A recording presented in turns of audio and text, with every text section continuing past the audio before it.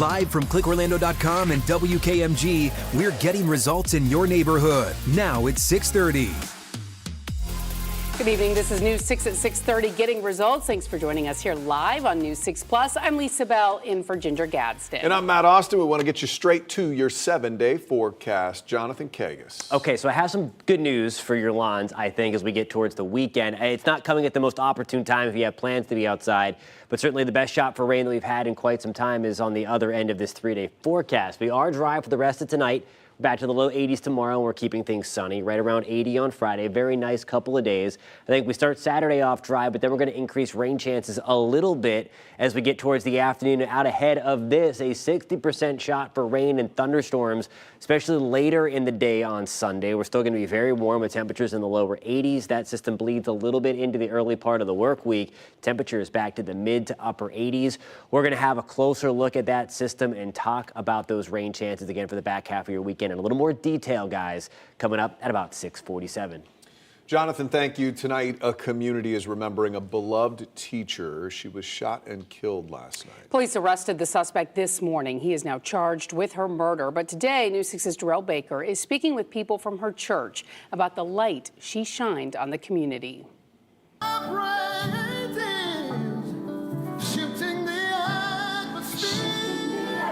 Dozens at the United Hands Ministry in Orlando are devastated after one of their members, Takesha Eads, was shot and killed Tuesday afternoon. When her daughter called me, I was in the store shopping, and I would say Sam's had never heard a scream like they heard before. Church leaders Rosalind and John Eason say Takesha did praise dance, community outreach, and many other roles with their church for nearly a decade, and they say her impact was immeasurable. Her attitude, her efforts was perfect. Yeah. It was perfect. It fit every occasion.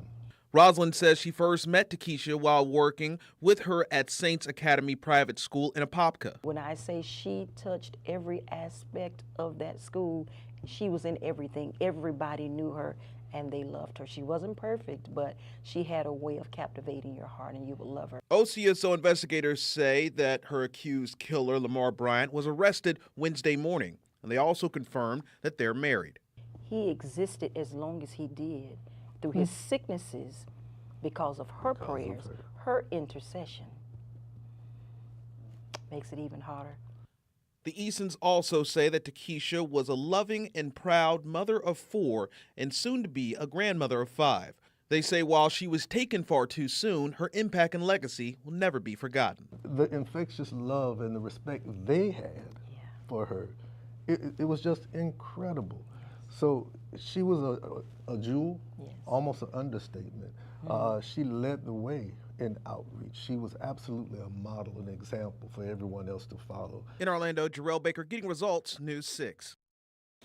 Well, it is 67 days until the next hurricane season. It's time for Seminole County to update its flood management plan for the first time in 5 years. Emergency management says it is critical to get the most accurate picture of what you could be dealing with where you live. News 6 reporter Catherine Silver shows us how it will get results. This is the lowest spot in this area. You see where we are right now. Everywhere around is up. This was the spot. Imagine this property off Orange Boulevard, not as an empty lot. We're in a deficit right now and the ground is moist. But a home with water inside. I want to say I was in the garage about here. It happened not once, but multiple times. This poor family would call me in an afternoon and say, I'm flooding again. Which is exactly why the county bought this land in 2012 and made sure it won't be built on again. It was more of a benefit for the insurance companies, for Seminole County, for the state of Florida, for the resident to move them out and to return this back to the floodplain. When there's a storm like Hurricane Ian in 2022, there's the first disaster that happens fast and then the slow aftermath where it can take months or years to recover. We've had 4 100-year floods in the last 7 years. Floods that aren't supposed to happen for 100 years. We've had 4 of them. But it doesn't just take a hurricane to flood a home. We know that we're seeing more water. We know that we're seeing more issues with flooding. Anyone can see the risk where they live by typing in their address on the Federal Emergency Management Agency's website. But Seminole County's emergency manager, Alan Harris, says it's not always the full picture. These maps are often older, which can make flooding even more difficult to predict with changes in development, stormwater infrastructure, and climate. Even if you didn't live in a flood zone before, you may live in one now. Is there a growing number of people who are at a flood risk? That is what our current basin studies trying to show us. From those basin studies, we're already getting projects that can be implemented to make our community more resilient to floods. Harris says it's why Seminole County must keep finding ways to understand the hazard and reduce the risk. This week, there will be a public meeting as the county plans ahead to better manage the floodplain. This meeting will be looking at those basin studies and then from those basin studies, identifying what the next 5-year strategy will look like. It's information that not only helps them make decisions, but you too. We know that you know your neighborhood better than us. Before the next storm hits. So if you have an area that this is a strategy we want to look at, this particular area in my community, we want to hear that because that can go to a project, which can go to a remedy, which can go to resilience. And ultimately get results. Absolutely. In Seminole County, Catherine Silver, Getting Results, News 6. Well, we've all been there recently, open the fridge, and there's just one egg left, if that. And you know, a trip to the grocery store is going to induce some sticker shock if they even have eggs. You don't want to be the one in the house to take the last Right. egg either. Don't be that guy. But if you had your own backyard chickens, laying farm, fresh, organic eggs every day, that could change things. News 6 anchor Ginger Gadsden tells us this dream scenario could be a reality. Whoa, what is this place? Welcome to Cozy Coop Rentals, your turnkey solution to having backyard chickens. What do you do here? We rent the chickens, the coop, to people like you so you can enjoy farm fresh eggs every day. At home? At home. Bernadette Gervin is not clucking around when she says families deserve fresh food. So we have several different coops set up. Like a lot of us during the pandemic, she just wanted a space to spend more time outside with her family. Living in College Park, she started with a few raised garden beds, but kept telling her husband, Charlie, My God, I wish we could have our own backyard chickens. be careful what you wish for. She and Charlie found a 5-acre farm in Tavares, complete with 11 chickens. And then I got my backyard chicken dream, and it was wonderful. But she didn't stop there. They now have 300 chickens. I just kept thinking to myself, God, I wish more people could have access to this, because not only are the eggs delicious and they're good for you and you know exactly where they're coming from, but the kids watching them interact with the chickens and kind of like learning about this whole new life cycle of where an egg comes from. That's when the idea for Cozy Coop Rentals was hatched. You just started this. We just launched it. Here's how it works. They build the coop right on their farm and deliver it fully stocked with feathered friends. You get farm fresh eggs every day without the hassle. And they have options. For smaller families, the Polar Express Coop. And this is what would be delivered. This is what would be delivered. It will come completely set up. Need more eggs? I want Time to make this upgrade to Cluckingham Palace. And this is Cluckingham Palace. This is Cluckingham Palace. It's cute. It's got this little scalloped design on it. And here's the best part. The coops, they're on wheels. So you can move it around and give them fresh grass if you choose to keep them in there. With egg prices soaring and bird flu causing shortages, backyard chickens are looking like a genius life hack. One hen lays about 290 eggs a year. 4 hens will give you 2 dozen eggs a week. And Cozy Coop Rentals includes everything. A predator-proof mobile coop, chickens, of course, feed and water containers, non-GMO chicken feed, bedding, and regular chicken checkups. Bernadette believes backyard chickens can be a game changer. This seems like the right time to really help people experience the joy of having chickens and your own fresh eggs.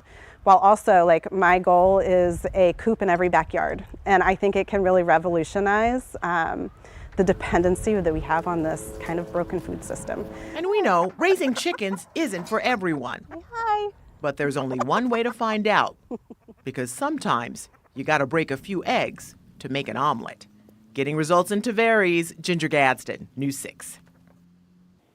Now, as you can imagine, Ginger loved visiting that farm. You can schedule a call with them if you are curious about if this is something that you would like to have at your house.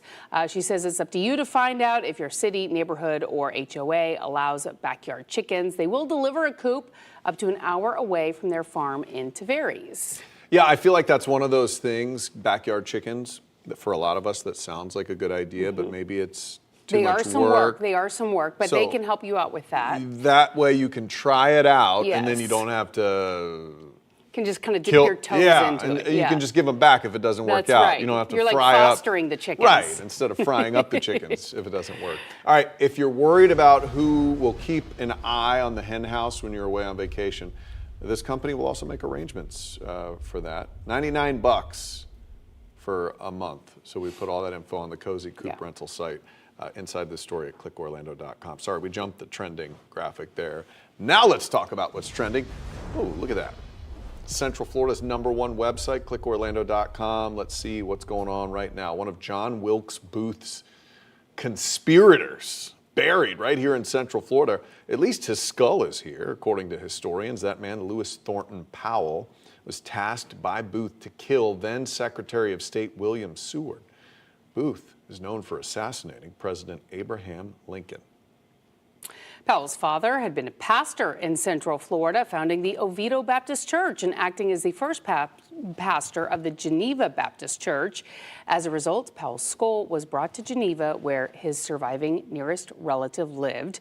The skull is still buried to this day at the Geneva Cemetery, along with a multitude of other veterans from Powell's time. Fascinating, and no surprise, there's always a Florida connection. When you read that article, it really takes you back in time to when what a wild time that must have been when Lincoln was assassinated. There was all these conspirators there. It's just hangings and all sorts of stuff. Here are some other top trending stories right now over at clickorlando.com. Citations and fines begin for school zone speeders in Osceola County. More than 5,000 warnings have been issued in 1 month. Click Orlando has the full list of where new cameras are going in the county. And Trooper Steve went back to Orange County Animal Services today and met so many adorable and adoptable pets. You can meet some of those four-legged friends at clickorlando.com. While Disney World is getting a glow up. New deals, shows, and makeovers for classic rides. The plans to make the most magical place on earth even more so. Coming up.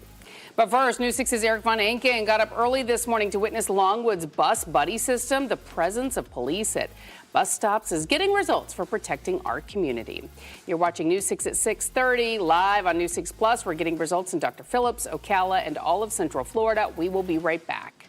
Brought to you by your local Toyota dealers. Toyota, let's go places.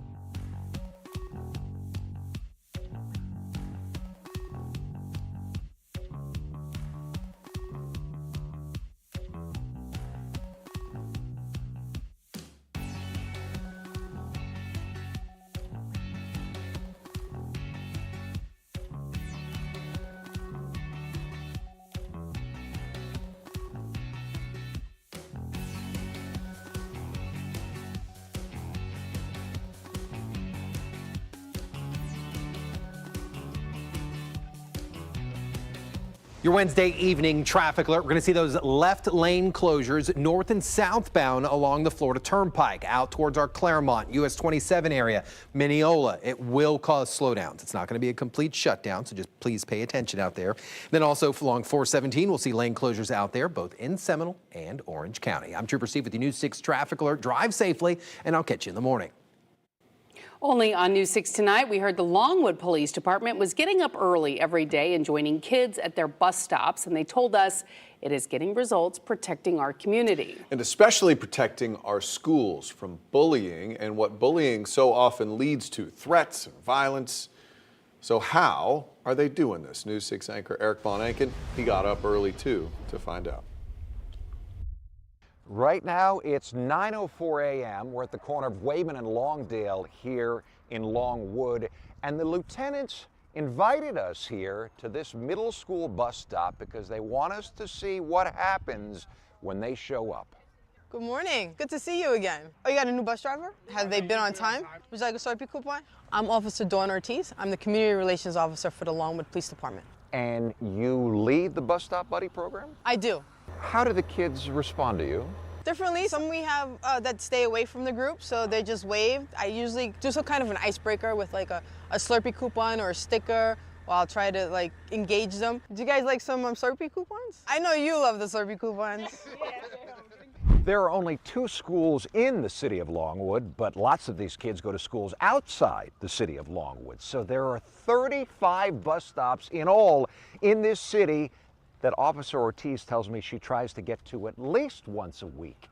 And it's not just chit-chat at these bus stop meetups. She hears about things happening with the kids, but she also hears about things happening in the schools. We cover this way too often, sometimes kids bringing weapons to schools, or kids making threats. I would imagine this is a great place for you to hear about something like that before it happens. 100%, and that's why we try to make that connection when there's not an incident happening, when there's no emergency. Have you heard about something really serious like that during one of these encounters? Threats, yes, we have, and we have handled them through the proper channels.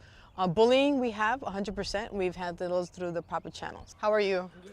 All right, nothing going on. I just want to give you a Slurpee coupon. Is this a good idea? I think it is. It's just, it shouldn't be every single day, maybe like once a week or something. Wow. So you'd like to see it more? Yeah. More officers visiting more students and more bus stops. Is this getting results protecting our community? It 100% is. It is, because we are making that connection and we are getting tips that are preventing things from happening. Anything that's going to prevent our children to learn and get their education, we want to we want to intervene.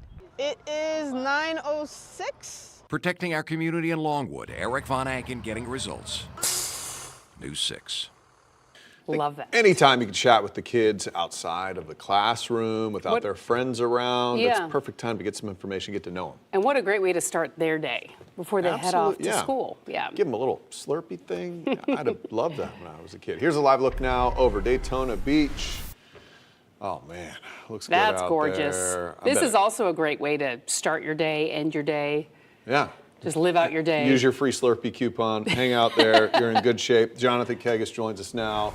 We'll take a lot more of this, my friend. Absolutely, and I think we're going to get that over the next couple of days, and then we'll change things up, of course, for the weekend. I think the second half of the weekend's looking a little wet. We could use the rain, though. That's the big thing. It's maybe not coming at the best time. I know not everybody has off on the weekends, but those that do and want to do something on Sunday, that's going to be the day in question here that we have some showers and widespread thunderstorms likely. Here's a live look in downtown Orlando with our Light Orlando Delivering Hope Skycam. Skies are nice and clear right now. Gorgeous sunset with the very dry air still in place. 82 degrees still as we approach 7 o'clock. The breeze out of the east at about 15 miles an hour.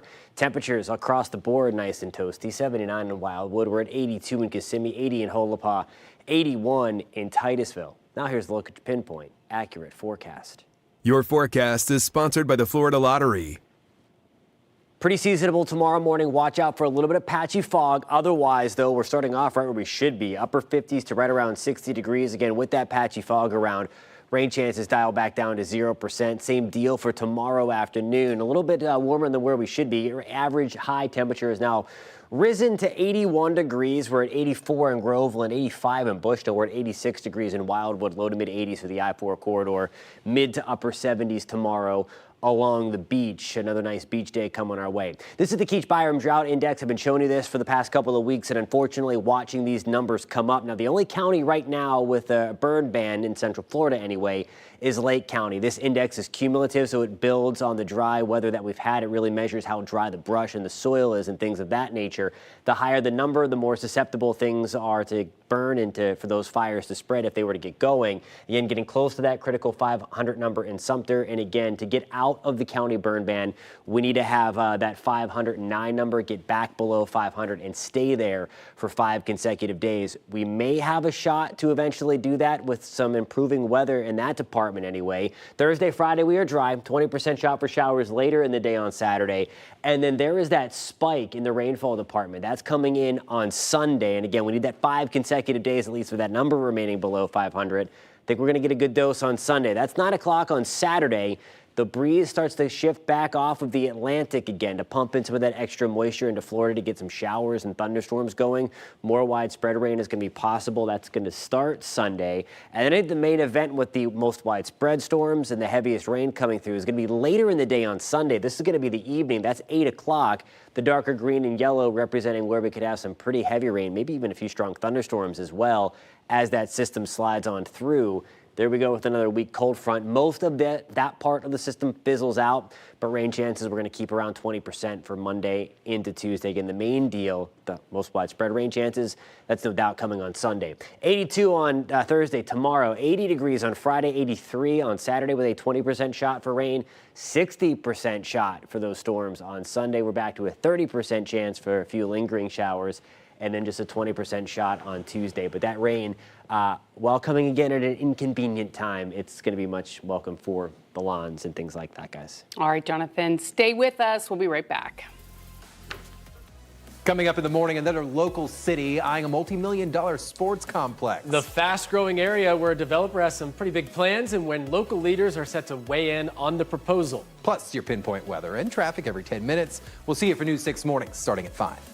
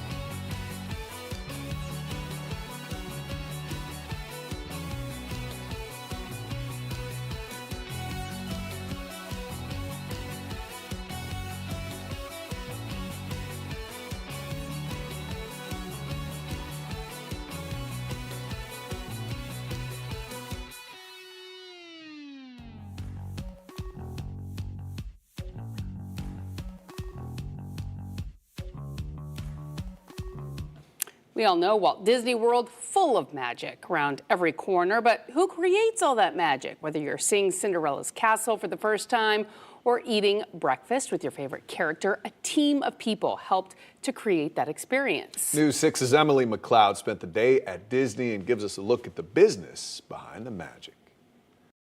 Walt Disney World continuing to evolve by revamping beloved attractions like Buzz Lightyear's Space Ranger Spin. Come August, the ride will temporarily close, but new upgrades are on the way. There we go. Cool. I got to try out the new blasters and targets, and I definitely need some more practice. I need to work on my aim. The targets will be more reactive and light up in different colors so you know if you've hit your target. The ride will also feature a new animatronic named Buddy, who will help train Space Rangers before heading out on their adventure. And new offers are rolling out this summer tailored to families, including 50% off 3-day or longer kids standard tickets beginning May 27th. Park officials say families tell them the summer is the easiest time for them to plan their vacation, and they're enjoying their experience. Walt Disney World is home to more than 115 attractions, but who helps keep all of your favorites up and running?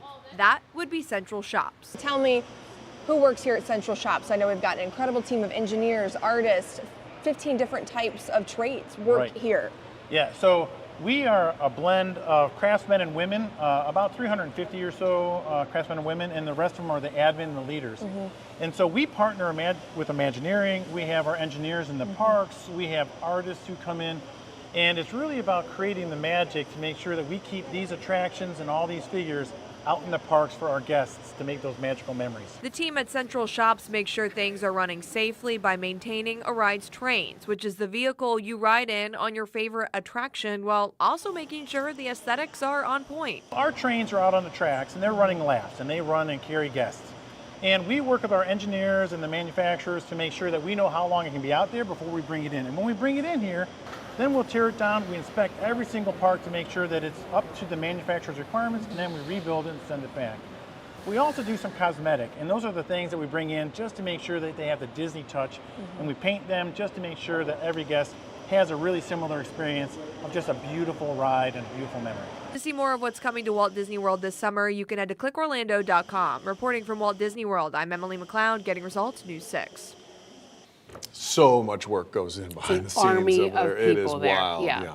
Well, thanks for watching News 6 at 6:30. You can stream News 6 online anytime on our News 6 Plus Smart TV app. Remember, we break news at clickorlando.com. We'll see you at 11.